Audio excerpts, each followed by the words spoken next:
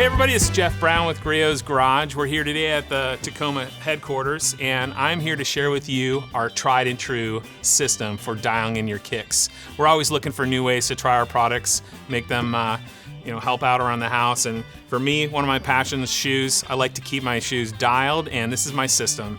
We're gonna first hit them with foaming tire cleaner.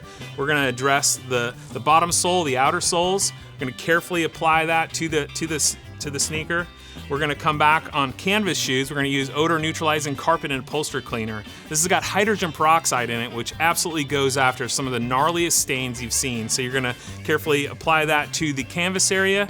You're gonna let it marinate a little bit, maybe 5 upwards of 10 minutes. It's gonna allow that product, that dwell time, to do its work. Always a little agitation will help. Our horsehair brush. I always traditionally work with the canvas first, very gently. You don't wanna pull the color. This stuff's all safe for that.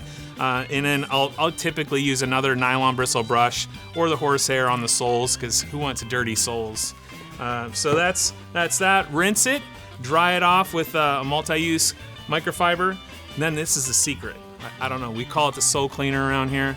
You're gonna take the green scrubbing interior brush, you're gonna apply a little bit on the corner of it, and this is the secret to removing all of this embedded scuffs, tar, you name it, all the different contaminants that kind of give it that funky look.